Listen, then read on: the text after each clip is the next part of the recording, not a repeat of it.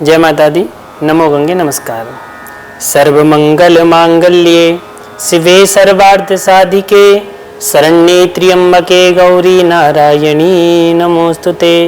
शरणागत दीनार्थ परित्राय परायणे सर्वस्यात्र हरे देवी नारायणी नमोस्तुते।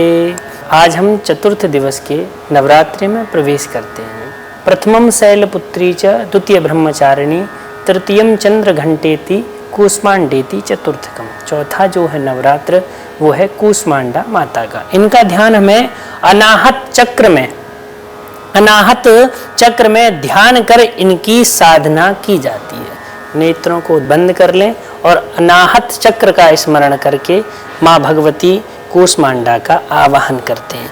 इनकी आवाहन से हमारे रोग द्वेष सभी समन होते हैं, सुख की निवृत्ति होती है तथा यश बल और आयु में बढ़ोतरी होती है। इस प्रकार से माता का पूजन करना चाहिए। आखिरकार माता को कूष्मांडा क्यों कहा गया?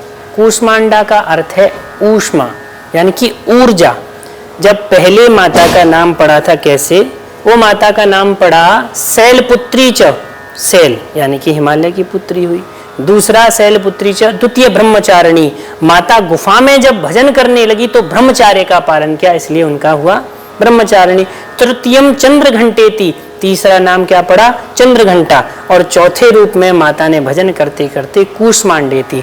जब आदमी नितांत होकर के भजन करता है तो उसमें ऊर्जा समाहित होने लगती है, उसमें ऊर्जा इतनी आने लगती है जिससे हमारे सर में ऊर्जा आने, जैसे कि जब किसी के पास पैसा होता है तो उसे अपने हिसाब से व्यय करता है, उसे अपने हिसाब से खर्च करता है। उसी प्रकार से ऊष्मा कूष्मांडेति, माँ में इतनी ऊर्जा आने लगी, सारे देवता गण आकर के माता को प्रणाम करने लगे। आइए हम और आप भी माता को प्रणाम करें। दुर्गे स्मृता हर्षवेतमसे सजंतो स्वस्थै स्मृता मतिमतीव शुभम ददासी।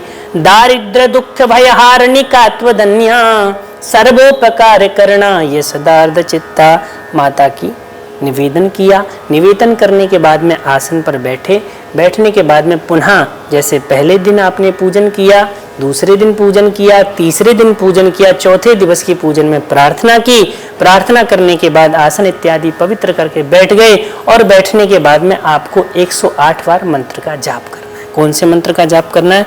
ओम ऐं ह्रीं क्लीं कूष्मांडायै नमः। ओम ऐं ह्रीं क्लीं कूष्मांडायै नमः। और एक तांत्रिक मंत्र है ओम ऐं ह्रीं दिव्यै नमः। ओम ऐं ह्रीं दिव्यै नमः। 108 बार इस मंत्र का उच्चारण करें। उसके उपरांत आप छोटा सा 108 बार हवन करें। माता को पुष्प कौन सा प्रिय है? माता को चमेली का पुष्प अर्पित करें। और जब आप पुष्प हाथ में लें तो इस मंत्र का उच्चारण करें। क्या?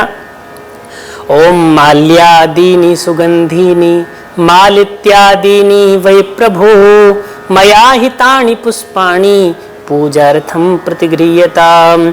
हे माता, मेरे पास ये छोटा सा पुष्प है। माता बड़ी प्रसन्न होती है। क्यों प्रसन्न होती है? कूष्मांडेति, जिस प्रकार से दूसरों की ऊर्जा आपके बाली के अंदर क्या होता था, बाली के समक्ष में जब कोई व्यक्ति जाता था उसकी आधा बल उसके अंदर आ जाता, उसी प्रकार से जब आप चमेली का पुष्प माता को अर्पण करोगे और माता का पूजन करके बाहर जाओगे तो सामने वाले की ऊर्जा आपके अंदर आएगी, आपको अपनी तरफ आकर्षित करेगी। माता को एक स्वरूप कूष्मांडा का अर्थ कहते हैं वशीकरण। माता का दूसरा स्वरूप है वशीकरणम। किसी को अगर आपको लगता है, आप एक मंत्र का उच्चारण अवश्य करें।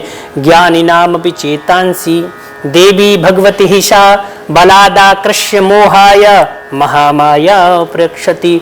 इस मंत्र का प्रतिदिन व्यक्ति पूरे नवरात्रों में इस मंत्र को यदि सिद्ध कर लेता है तो व्यक्ति के अंदर वो ऊष्मांडेति कूष्मांडेति वो ऊर्जा आने लगती है, सामने वाला उससे प्रभावित होने लगता है। माता को पुष्प कौन सा प्रिय है? माता को चमेली का पुष्प अर्पित करें। उसके उपरांत माता को क्या प्रिय है? भोग किसका लगाएंगे? आप माता को मालपुआ का भोग लगाएंगे, चने का भोग लगाएंगे। माता को कूष्मांडेति माता को बड़ा प्रिय है। माता का भोग लगाया, फिर आपने पूजन किया। लेकिन एक बात ध्यान रखना, आरती आप करने के बाद में जब जैसे प्रणाम करते हैं, शाम का भी आपको भोग लगाने का जरूर ध्यान रखना है।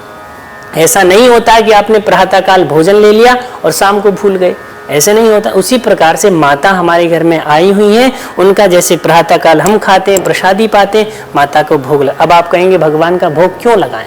भगवान का भोग इसलिए लगाएं, भगवान उसमें से आपका कुछ लेते नहीं, उसमें से कुछ कम नहीं होता।